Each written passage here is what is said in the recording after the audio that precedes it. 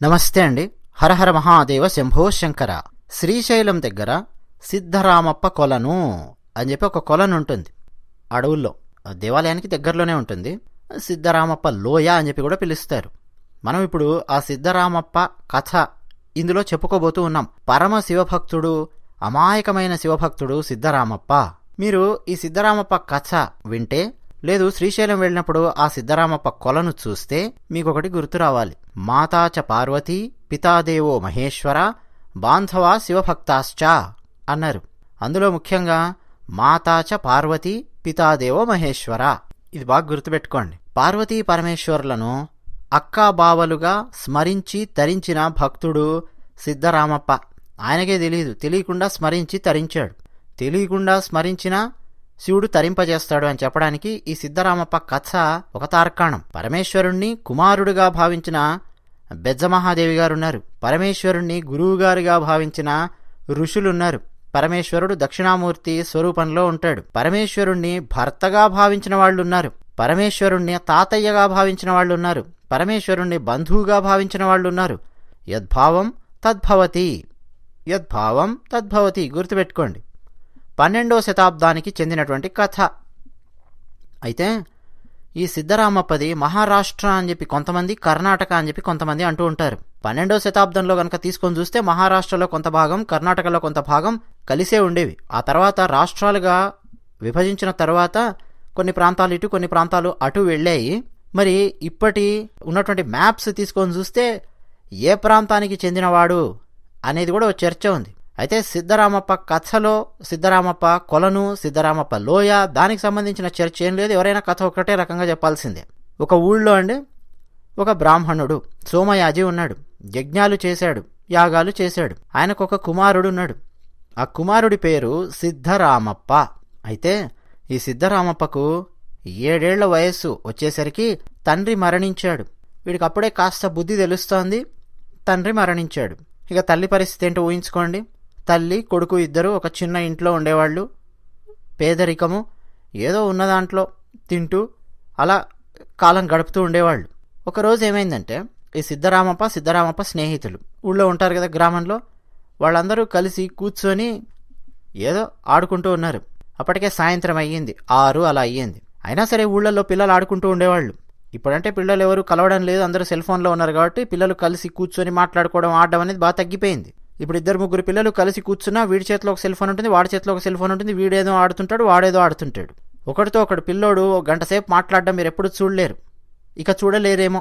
అప్పట్లో పిల్లలందరూ 10 మంది, 20 మంది, 5 మంది ఉంటే 5 మంది, 7 మంది ఉంటే 7 మంది, లెక్కలేదిగా కలిసి కూర్చొని మాట్లాడుకుంటుండేవాళ్ళు, ఆడుతుండేవాళ్ళు, పాడుతుండేవాళ్ళు అని నడుస్తుండేవి. సిద్ధరామప్ప ఈడు జోడు ఉన్న పిల్లలు కొంతమంది ఉన్నారు. అందరూ కలిసి ఒక మర్రి చెట్టు కింద కూర్చున్నారు, మాట్లాడుకుంటూ ఉన్నారు.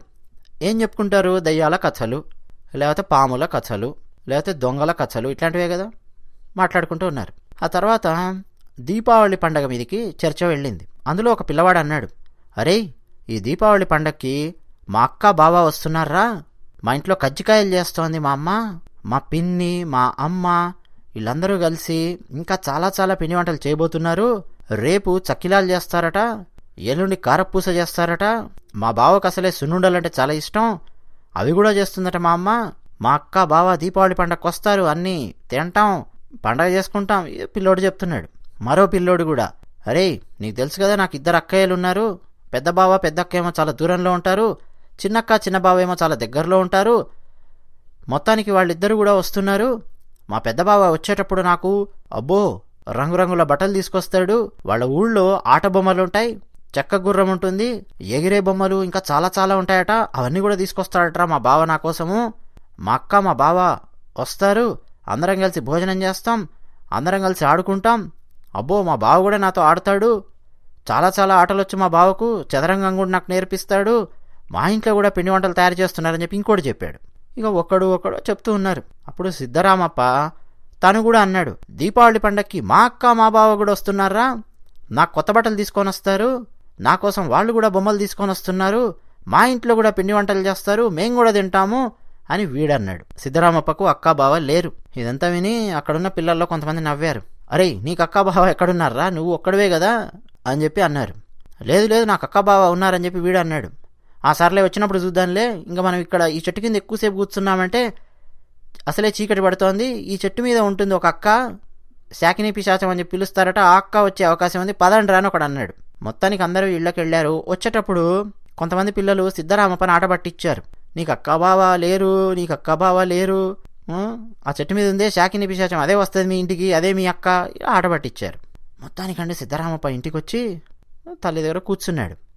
తల్లి ఓ పళ్ళెంలో అన్నము మజ్జిగ కలిపి కాస్త పచ్చడేసి పెట్టింది. ఇది తింటూ అడిగాడు, అమ్మా నాకు అక్కా బావా లేరా అని అడిగాడు. ఎందుకు లేరు బాబు, నీకు అక్కా బావా ఉన్నారు అన్నది.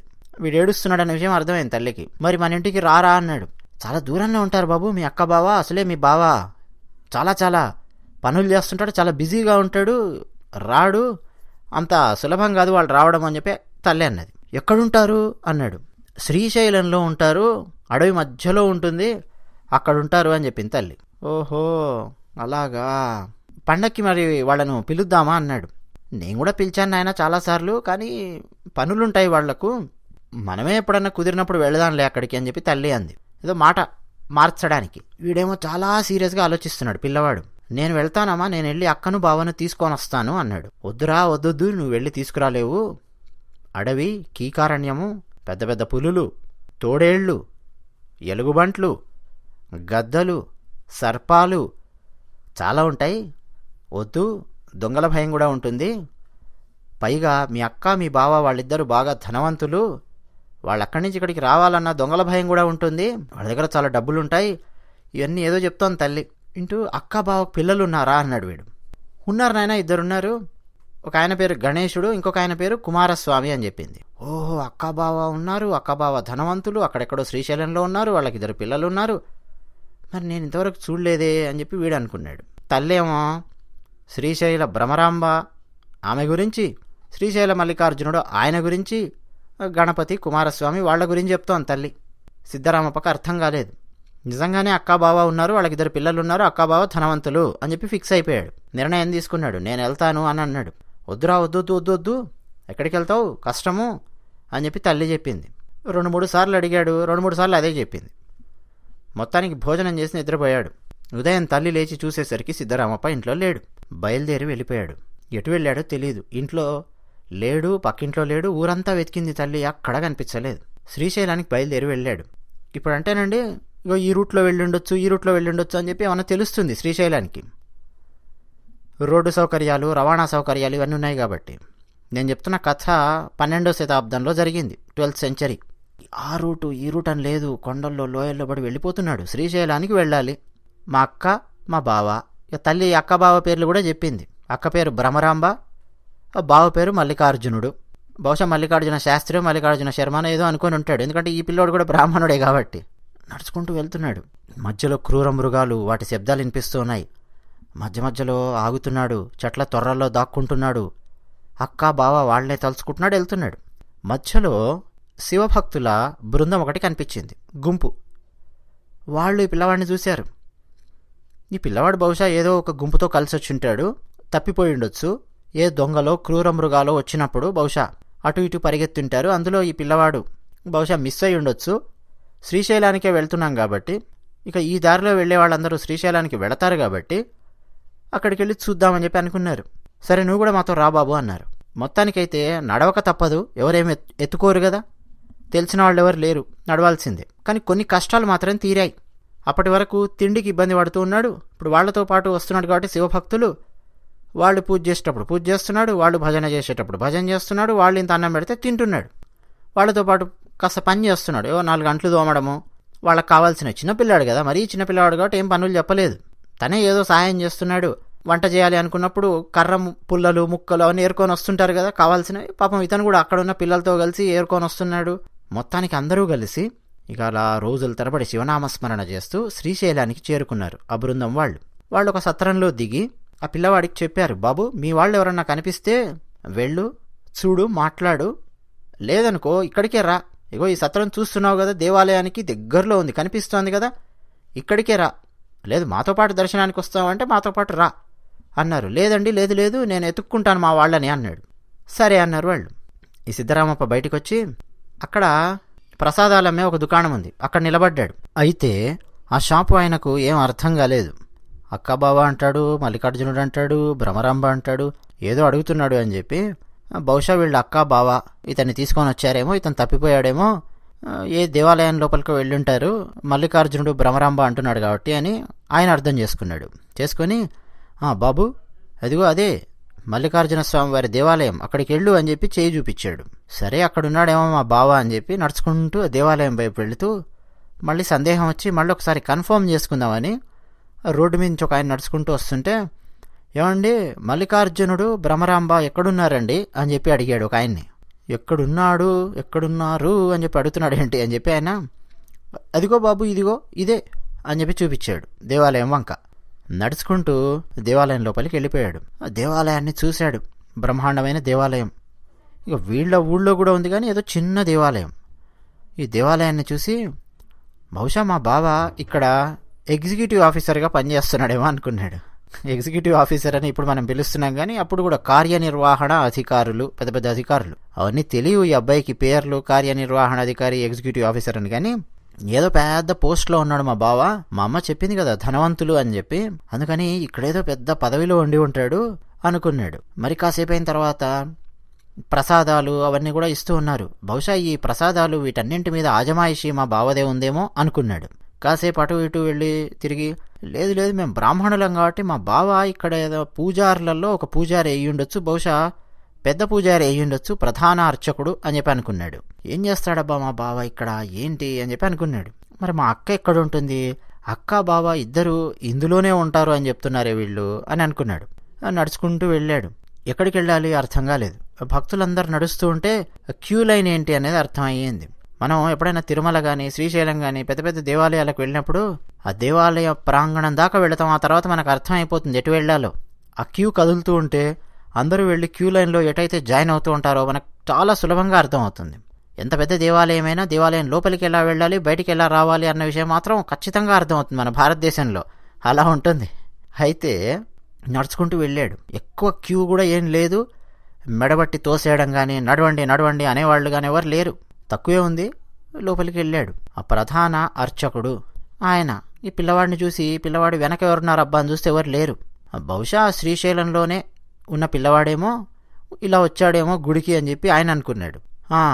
బాబు ఇదిగో తీసుకో ఓం నమ శివాయ అని చెప్పి చెబుతూ కొన్ని నీళ్లు ఇచ్చాడు ఆ అబ్బాయికి, అభిషేకం చెయ్యి అని. ఆ అబ్బాయి అభిషేకం చేస్తూ, ఏమండి మా బావ మా అక్క వాళ్ళిద్దరిని వెతుక్కుంటూ వచ్చానండి, ఇక్కడే ఉన్నారు మా అక్క మా బావ అని చెప్పి బయట ఉన్న వాళ్ళు కూడా చెప్పారు అన్నాడు. ఇక్కడ దేవాలయంలోనా, మీ బావ పేరేంటి అన్నాడు అర్చకుడు. మల్లికార్జునుడు అండి మా బావ పేరు అన్నాడు. మల్లికార్జునుడు అనే పేరు చాలా మందికి ఉంటుంది ఇక్కడ అని చెప్పి ఈయన మనసులో అనుకుంటూ, మీ అక్క పేరేంటి అన్నాడు. భ్రమరాంబ అండి మా అక్క పేరు అన్నాడు. అర్చకుడికి ఒకసారి అదురు పుట్టింది. ఏం చెప్తున్నాడు వీడు అని. ఏమిటి మళ్ళీ చెప్పు అన్నాడు. మా అక్క పేరు భ్రమరాంబ అండి, మా బావ పేరు మల్లికార్జునుడు, మా అమ్మ చెప్పింది ఇక్కడే ఉంటారు అని, అందుకే నేను ఇక్కడికి వచ్చానండి అన్నాడు. ఓహో అని చెప్పి ఇప్పుడు అర్చకుడికి కొంత అర్థం అయ్యింది. అసలేంటి విషయం చెప్పు అన్నాడు. మొత్తం చెప్పాడు ఈ అబ్బాయి. దీపావళి పండగకి తీసుకెళ్దామని వచ్చామండి, మా అమ్మ ఇలా చెప్పింది, ఇవన్నీ చెప్పాడు. అర్చకుడు ఆశ్చర్యపోయి, బాబు మీ అమ్మ చెప్పిన బావ ఎవరో కాదు, ఇదిగో మల్లికార్జునుడు, జ్యోతిర్లింగం, వీరి గురించే మీ అమ్మ చెప్పింది. ఇగో ఈ పక్కనే వెనకే దేవాలయం ఉంది, భ్రమరాంబ మీ అక్క అని చెప్పింది, ఆమె ఎవరో కాదు భ్రమరాంబ, పార్వతీమాత. ఇగో వీళ్లే మీ అక్క మీ బావ, వాళ్ళ పిల్లలు గణేశుడు కుమారస్వామి, వాళ్ళిద్దరి గురించి మీ అమ్మ చెప్పింది అని అర్చకుడు చెప్పాడు. వీడికి ఏడుపు తన్నుకొచ్చింది. ఏమిటి ఈయన నేను ఎలా తీసుకెళ్లగలను, మా అమ్మ చెప్పింది వీళ్ల గురించా, కాదు నేను నమ్మను అన్నాడు. లేదు బాబు మీ అమ్మ వీళ్ల గురించే చెప్పుంటుంది అని ఆయన అర్చకుడు అంటాడు. వినడు. బయటకు వచ్చి మొత్తానికి భ్రమరాంబ అక్క అని చెప్పారు కదా, ఆ దేవాలయం లోపలికి వెళ్ళాడు, దర్శనం చేసుకున్నాడు, బయటికి వచ్చాడు. మా అక్క మా బావని తీసుకొని వస్తాను అని చెప్పి ఊళ్ళో చెప్పాను, మా స్నేహితులకు చెప్పాను. ఇప్పుడు నేను ఒట్టి చేతులతో ఊరికి గనక వెళితే మా స్నేహితులందరూ నవ్వుతారు, అదొకటి. రెండోది, ఈ పాటికే మా అమ్మ కూడా చులకన అయిపోయి ఉంటుంది. అందరూ మీ వాడు ఏదో ఊళ్ళు పట్టిపోయాడు ఇవన్నీ చెప్పుంటారు, ఇంట్లోంచి పారిపోయాడనో, నువ్వే ఏదో అన్నావు అందుకే పారిపోయాడనో ఏదేదో అని ఉంటారు. ఇప్పుడు నా పరిస్థితి ఏంటి, నేను ఇంటికి వెళ్ళానంటే నా పరిస్థితి ఏమిటి అని ఆలోచించాడు. మా అక్క మా బావ ఇక్కడే ఎక్కడో ఉండాలి, మా అమ్మ చెప్పింది నిజమైతే. కానీ వీళ్ళేమో ఈ జ్యోతిర్లింగము ఆ భ్రమరాంబ విగ్రహం ఆ రెండే మా అక్క మా బావ అంటున్నారు. అసలు రకరకాలుగా ఆలోచించాడు. తిండి లేదు. బయటికొచ్చి చిచి ఏంటి ఈ జీవితం, మా అక్క మా బావ ఉన్నారని మా అమ్మ చెప్తోంది, వాళ్ళని తీసుకెళ్లకుండా నేను ఎలా వెళతాను అని రకరకాలుగా ఆలోచిస్తూ అలాగే అండి అడవి నడుస్తున్నాడు. ఒక కొండ మీదకి చేరుకున్నాడు. కిందికి చూస్తే పెద్ద లోయ, దాంట్లో నీళ్లు కనిపిస్తూ ఉన్నాయి. నీళ్లు అలా కారుతూ ఉన్నాయి జలపాతంలాగా. కింద చూస్తే నీళ్లు, పెద్ద లోయ, కొండలు, బండరాళ్ళు. నేను ఇక ఇంటికి వెళ్ళను, ఇక్కడి నుంచి నేను దూకేస్తాను, ఇంకా నేను చనిపోతాను, నేను ఉండను ఇక్కడ అనుకున్నాడు. అని సరిగ్గా ఆ కొండ మీదకి వచ్చాడు. అక్కడి నుంచి ఇక దూకుదాము అని చెప్పి నిర్ణయం తీసుకొని దూకబోతుంటే ఎవరో గట్టిగా చేయి పట్టుకున్నారు. ఆ సిద్ధరామప్ప చేయి. వెనక్కి తిరిగి చూస్తే 2 దంపతులు ఉన్నారు, పార్వతీ పరమేశ్వరులు అన్న విషయం ఆ బైక్ తెలియదు సిద్ధరామప్పకు. చూస్తూ ఉన్నాడు. ఈమె వంక చూస్తే ఈమెమో ఆపాద మస్తకం మొత్తం నగలు వేసుకొని ఉంది, దగదగాయమానమైన నగలు, పట్టుచీర.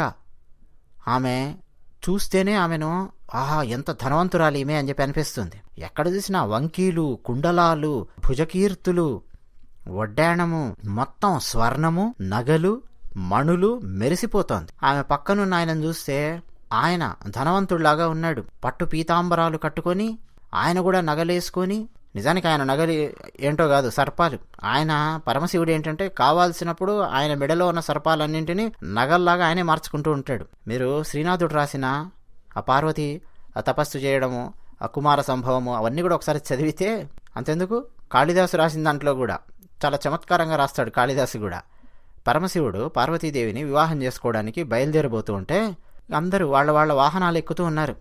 ఇంద్రుడు ఐరావతాన్ని, బ్రహ్మ హంసవాహనాన్ని, ఒక్కొక్కరు తమ వాహనాలు ఎక్కుతూ ఉంటే శ్రీ మహావిష్ణువు ఆయన కూడా గరుడ వాహనాన్ని ఎక్కబోతూ పరమశివుడు వంక చూశాడు. పెళ్లికొడుకు రావాలి కదా, ఈ పెళ్లికొడుకు గారు పరమశివుడు గారు ఆయన వాహనాన్ని, తెలుసు కదా ఆయన వాహనం ఏంటో, నందీశ్వరుడు, ఎక్కుతూ ఉన్నాడు. శ్రీ మహావిష్ణువు ఆగండి ఆగండి ఆగండి అన్నాడు అందరినీ. కాళిదాసు రాసింది చెప్తున్నాను. అందరు ఆగారు. శ్రీ మహావిష్ణువు శివుణ్ణి చూసి, ఏమయ్యా ఇది, ఏమిటిది, ఇవన్నీ వేసుకొని వస్తే ఇవన్నీ చూసి అక్కడ పార్వతి భయపడుతుంది, ఏమిటివన్నీ అన్నాడు. ఏమైంది, బానే ఉన్నానుగా అన్నాడు శివుడు. ఏమిటి బాగున్నావు, మెడలో ఆ పాములేమిటి, చేతులకు ఆ పాములేమిటి, కాళ్ళకు ఆ పాములేమిటి, మామూలు సమయంలో సరే నీ వేషం ఎలా ఉన్నా, నీకు పెళ్లి జరగబోతుందయా, పెళ్లికి వేషం ఏంటి అన్నాడు శ్రీ మహావిష్ణువు. ఓ సంతేనా, సరే సరే అని చెప్పి తన చేయితో ఇలా అన్నాడు. అంతే, గాల్లో ఇలా చెయ్యి ఊపాడు. మొత్తం ఆ మెడలో ఉన్న సర్పంతో సహా, మెడలో వాసుకి ఉంటుంది, మొత్తం ఆ సర్పాలన్నీ కూడా స్వర్ణమయమైన ఆభరణాలుగా మారిపోయాయి. ఇప్పుడు ఎలా ఉన్నాను అన్నాడు శివుడు. ఇప్పుడు అద్భుతంగా ఉన్నావు, పద అన్నాడు శ్రీ మహావిష్ణువు. కాళిదాసు ఒక 2-3 శ్లోకాల్లో రాశాడు. ఒకవేళ పరమశివుడు గనక ఆయన మెడలో ఉన్న ఆ వాసుకిని స్వర్ణాభరణంగా గనక మార్చుకోకుండా వెళ్ళాడు అనుకోండి, పెళ్లి జరుగుతోంది అనుకోండి పరమశివుడికి పార్వతికి, అక్కడెక్కడో పురోహితుడు ఉంటాడు కదా, హిమవంతుడు, మేనక, వాళ్ళు పెట్టిన పురోహితుడు, ఆ పురోహితుడు కూర్చొని మంత్రాలు చదువుతున్నాడు అనుకోండి, పరమశివుడి మెడలో ఉన్న పాము బుస్ బుస్ అన్నదంటే ఇక పురోహితుడు మంత్రాలు ఏం చదువుతాడు. వచ్చిన వాళ్ళు ఎవరైనా గిఫ్ట్లు ఇవ్వడానికి వచ్చారనుకోండి, బహుమతులు, ఇక వాళ్ళు దూరంగా నిలబడి అక్కడ పెట్టేసి వెళ్ళిపోతారు. ఈ సమస్యలన్నీ ఉంటాయి పెళ్లిలో. అసలే మొత్తానికి శివుడు అండి ఎప్పుడు కావాలంటే అప్పుడు ఆయన వేసుకునే సర్పాలను స్వర్ణాలుగా మారుస్తాడు. పరమశివుడి అనుగ్రహం ఉంటే సర్పాలు స్వర్ణాలు అవుతాయి, స్వర్ణాలు సర్పంలాగా కూడా బుస కొడతాయి. స్వర్ణ ఆభరణాలు, స్వర్ణాలు కాదు స్వర్ణ ఆభరణాలు సర్పాల్లాగా కూడా బుస కొడతాయి. అంటే ఐశ్వర్యాన్ని సరిగ్గా గనక చూసుకున్నారు అని అంటే, ఐశ్వర్యం అనేది 10 మందికి ఉపయోగపడేలా గనక దాన్ని ఉపయోగించగలిగితే దాన్ని మరింత ఇస్తూనే ఉంటాడు. లేదు ఐశ్వర్యాన్ని గనక దుర్వినియోగం చేస్తే అదే తిరిగి మనల్ని కాటేస్తుంది అని చెప్పడం ఆ తత్వం. అంతే. ఇక పరమశివుడు అండి ఆయన అసలు ధనవంతులు ఎలా ఉంటారు అనేది పిల్లవాడికి తెలియదు, కథల్లో వినడమే తప్ప. అలా ఉన్నాడు ఆయన. తలపాగా పెట్టుకొని ఉన్నాడు, జరీ తలపాగా. ఆ చేతిలో ఒక కర్ర ఉంది, ఆ కర్రకు కూడా స్వర్ణ ఆభరణాలతో మణులతో అక్కడక్కడ దాన్ని తాపడం చేశారు, చెక్కారు, అలా ఉంది. వీళ్ళిద్దరిని చూసి ఎవరండి మీరు అన్నాడు ఏడ్చుకుంటూ.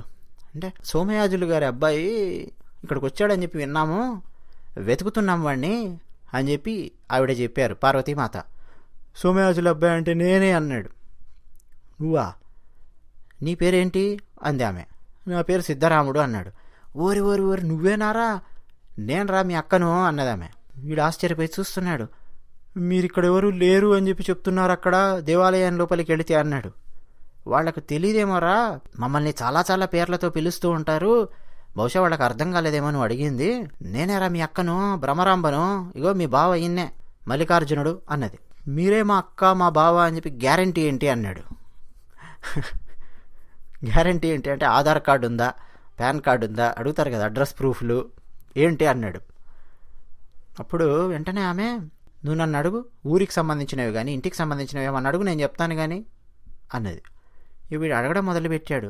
మన అమ్మ పేరేంటి, నాన్న పేరేంటి, ఈ ప్రశ్నల నుంచి ఏబిసిడి ప్రశ్నల నుంచి మొదలెట్టి వీడు అడుగుతుంటేనే ఆమెనే చెప్తోంది, నువ్వు ఆగు నేనే చెప్తాను, ఇది మన ఊరు కొండ మీద వచ్చిన శివాలయం ఉంది, ఇగో మన ఊరు పక్క నుంచి వాగు ప్రవహిస్తూ ఉంటుంది, మన ఊళ్ళో ఈ కూరగాయలు ఎక్కువగా పండుతాయి, ఈ పొలాలున్నాయి, డబ్బులున్న వాళ్ళు వీళ్ళు, డబ్బు లేని వాళ్ళు వీళ్ళు, ఇగో పాండిత్యం ఉన్నవాళ్ళు వీళ్ళు, మీ ఇంటి పక్కన ఉండేవాళ్ళు వీళ్ళు, మీ ఇంటి వెనక ఉండేవాళ్ళు వీళ్ళు, మన బంధువులు వీళ్ళు, మన బంధువుల్లో ఫలానామె ఎక్కువగా చీరలు పోగేస్తూ ఉంటుంది, ఇదిగో ఫలానామె దగ్గర ఎక్కువ బంగారు నగలున్నాయి, ఫలానామె ఉందే మన పిన్ని, ఆమె దగ్గర డబ్బు లేదు ఏమీ లేదు కానీ నిరంతరం శివనామస్మరణ చేస్తూ ఉంటుంది, భక్తి ఎక్కువ ఆమెకు, మన పెద్ద మామగారు ఉన్నారే ఆయన కాశీకి వెళ్ళొచ్చారు, ఇక చెప్తూనే ఉందన్నమాట ఆమె. వీడికి మొత్తం అర్థమైపోయింది. అక్క నువ్వే నువ్వే నువ్వే మొత్తం ఇక ఏం చెప్పాలో మొత్తం చెప్పేసింది.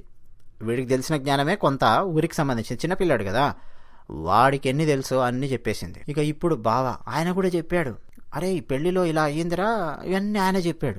బంధువుల గురించి చెప్పే వరకు కన్ఫర్మ్ వీళ్ళే మా అక్క మా బావ అని చెప్పి అనుకున్నాడు. అనుకుని మొత్తానికి ఏడ్చాడు. ఎందుకు ఏడుస్తున్నావు తమ్ముడు, పద పద ముందు ఇంటికి పద, ఏంటి మొత్తం మట్టి కొట్టుకుపోయావు, ఈ అడవికి ఇక్కడికి ఎందుకు వచ్చావు, ఈ కొలం దగ్గరికి పద స్నానం చేయని మొత్తానికి ఇంటికి తీసుకెళ్ళి ఒక భవనం ఉంది ఆ అడవిలోనే, ఒక మాయా భవనం సృష్టించాడు పరమశివుడు. ప్రమథ గణాలు వాళ్ళందరూ కూడా అక్కడ పరిచారికలుగా కనిపిస్తూ ఉన్నారు, పనిచేస్తూ ఉన్నారు. తీసుకెళ్ళి కూర్చోబెట్టి బంగారు గిన్నెలు, బంగారు కంచాలు అన్నీ తీసుకొచ్చి అక్కడ పెట్టి పాయసాలు అవన్నీ తీసుకొచ్చి పెట్టారు. వీడు తిన్నాడు, పడుకున్నాడు, కాసేపు లేచాడు. బావా అక్క మీ పిల్లలేరి అన్నాడు. పిల్లలు స్కూల్కి వెళ్తారు కదా మామూలుగా, పిల్లలు ఉన్నారు నాయన, వేద పాఠశాలకు వెళ్ళారు, వస్తారాగు అన్నారు. సాయంత్రానికి పిల్లలు ఇద్దరు వచ్చారు. ఎవరు, కుమారస్వామి గణేశుడు. ఈయన చేతుల్లో కొన్ని తాటాకులు, ఆయన చేతుల్లో కొన్ని తాటాకులు ఉన్నాయి. ఇదిగో మా తమ్ముడు అని భ్రమరాంబ ఆమె చెప్తున్నది. ఇక వీళ్ళందరండి కలుసుకున్నారు, మాట్లాడాడు సంతోషంగా. అక్క నేను ఎందుకు వచ్చాను తెలుసా, దీపావళి పండగకి మిమ్మల్ని తీసుకెళ్ళడానికి వచ్చాను, నడవండి అన్నాడు. సరేరా నువ్వు ఇంత దూరం వచ్చావు, కష్టపడ్డావు, వచ్చావు, మమ్మల్ని పిలిచావు, రాకుండా ఎలా ఉంటావు, మాకు చాలా పనులున్నాయి, వస్తాం కానీ అయినా కానీ అని చెప్పి ఎద్దుల బళ్ళు అవన్నీ కట్టమని చెప్పారు. ఎద్దుల బళ్ళు కట్టారు, అందులో పట్టు చీరలు అవన్నీ వేసుకున్నారు. ఇక తమ్ముడు ఇదిగో నీకోసం ఆట వస్తువులు, మీ స్నేహితులకు కూడా ఇద్దు కానీ పదా అని చెప్పి ఆట వస్తువులు, బొమ్మలు అవన్నీ వేసుకున్నారు, ఆహార పదార్థాలన్నీ పెట్టుకున్నారు అన్నాడు వీడు. మా అమ్మ చెప్పింది మధ్యలో దొంగల భయం ఉంటుందని, ఇలా బళ్ళల్లో ఆభరణాలు చీరలు ఇవన్నీ తీసుకొని వస్తుంటే దొంగలు వచ్చి దోచుకుంటారని కూడా చెప్పింది మా అమ్మ అన్నాడు. అయ్యో ఏం పర్వాలేదు, మన దగ్గర చాలామంది ఉన్నారు వాళ్ళని చిత్తగొట్టడానికి అని చెప్పి పరమశివుడు చూపించాడు. ప్రమథగణాలలో కొంతమంది విల్లంబులు, బాణాలు, శూలాలు అన్నీ ధరించి ఆ బళ్లకు రక్షణగా నడుస్తూ ఉన్నారు. ఇప్పుడు వీడికి అమ్మయ్య అనుకున్నాడు. సిద్ధరాముడు తీసుకొని వీళ్ళ ఊరొచ్చాడు. వీళ్ళందరూ బయట ఆగారు. ఇంట్లోకి పరిగెత్తుకొని వెళ్ళి అమ్మ అక్కా బావని తీసుకొచ్చానన్నాడు. ముందు తల్లి ఆశ్చర్యపోయింది, ఏడ్చింది, ఎక్కడ పోయావురా నువ్వు అని. రా అని బలవంతంగా లాక్కెళ్ళాడు. ఈమెమనుకుంటోందంటే ఎవరో వీడు అలా దారి తప్పి తిరుగుతూ ఉంటే పెద్దవాళ్ళు, వీడు ఈ కథ చెప్పింటాడు, మా అమ్మ అక్కా బావని తీసుకొని వస్తాను అని చెప్పాను అని ఇవన్నీ చెప్పింటాడు. మొత్తానికి వాళ్ళు వీడిని తీసుకొని వచ్చింటారు ఇంటికి. ఇక వీడు అక్కా బావ అని చెప్పి తిరుగుతూ ఉన్నాడని వీళ్లే బహుశా అక్కా బావ అని చెప్పింటారు అని తల్లి అనుకుంది. సహజం కదా, బయటికి వచ్చింది, చూసింది. వాళ్ళందరూ ఈమెను చూస్తున్నారు. ఆ భ్రమరాంబ ఆమె తల్లి దగ్గరకు వచ్చి నమస్కారం పెట్టి, అమ్మ బాగున్నావానే, ఇగో వీడు తమ్ముడిని పంపించావా, అసలు నువ్వు వీడిని ఎలా పంపించావు చిన్నపిల్లోడిని అని ఆమె మాట్లాడుతుంది గలగల. ఈమెకు అర్థం కావట్లేదు తల్లికి. ఆయన వచ్చాడు, ఆయన కూడా 2 చేతులు జోడించి నమస్కారం పెట్టి, ఏమండి అత్తగారు బాగున్నారా అన్నాడు. ఈమెకేం అర్థం కావట్లేదు. లోపలికి పదండి అన్నాడు. ఒకసారి వెనక్కి తిరిగి చూశారు ఆ తల్లి సిద్ధరామప్ప. వెనక పెద్ద భవంతి కనిపిస్తోంది, చాలా పెద్ద భవనం. ఆమె నోట మాట రాలేదు. పదండి అని చెప్పి మొత్తం అండి అందరూ ప్రమథగణాలు, పరమశివుడు, పార్వతీమాత, ఆ సిద్ధరామప్పను తల్లిని తీసుకొని లోపలికి వెళ్ళారు భవనంలోకి. ఇప్పుడు భవనం తలుపు పెట్టి ఉంది. బయటన వాళ్ళందరూ ఆశ్చర్యపోయి చూస్తున్నారు, ఇంత పెద్ద భవనం ఈ క్షణాలలో ఎలా వచ్చింది అని. లోపలికి వెళ్ళి అందరూ కూర్చున్నారు. ఇప్పుడు ఆమెకు అర్థం అయ్యింది, వచ్చింది పరమశివుడు పార్వతీమాత అని. తన కుమారుణ్ణి కరుణించారు, తను ఏదో అక్క బావ అని చెప్పి చెబితే నిజంగానే మాతా పార్వతి పితా పరమేశ్వర అన్నట్టుగా వీళ్ళిద్దరూ పార్వతీ పరమేశ్వరులు తల్లిదండ్రుల్లాగానే కాదు అక్కాబావల్లాగా కూడా మారతారు. భక్తులు ఎలా తలుచుకుంటే అలా మారతారు, ఎలా పిలిస్తే అలా పలుకుతారు అని ఆ తల్లికి అర్థం అయ్యింది. అయితే పిల్లవాడికి ఇంకా అర్థం కాలేదు. పిల్లవాడికి చెప్పారు, ఈ తినుబండారాలు ఆట వస్తువులు తెచ్చాం కదా, తీసుకెళ్ళి అన్ని మీ స్నేహితులకు ఇవ్వు అని చెప్పారు. వీడు బయటికి వెళ్ళి మా అక్కొచ్చింది రోయ్, మా బావ వచ్చాడు రోయ్ అని మొత్తానికి స్నేహితులందరినీ పిలిచి ఆ తినుబండారాలు ఆట వస్తువులు అన్నీ పంచిపెట్టాడు. అన్నీ అయిపోయిన తర్వాత అప్పుడు ఆ సిద్ధరామప్ప ఇంట్లోకి వచ్చాడు. అప్పుడు పార్వతీ పరమేశ్వరులు తమ స్వరూపాలతో దర్శనమిచ్చారు. ఆ తల్లిని సిద్ధరామప్పని ఇద్దరిని పదండిగా మీరు ఇక్కడ కాదు ఉండాల్సింది, మా దగ్గర ఉండాలి, కైలాసానికి పదండి అని కైలాసానికి తీసుకొని వెళ్ళారు. అక్కడికి వెళ్తే వీళ్ళ తండ్రి యజ్ఞాలు యాగాలు హోమాలు చేశాడే సోమయాజి, ఆయన కూడా కైలాసంలో అక్కడే కూర్చొని ఉన్నాడు ప్రమదగణాల దగ్గర. తండ్రి, ఈ తల్లి, పిల్లవాడు ముగ్గురు కలుసుకున్నారు.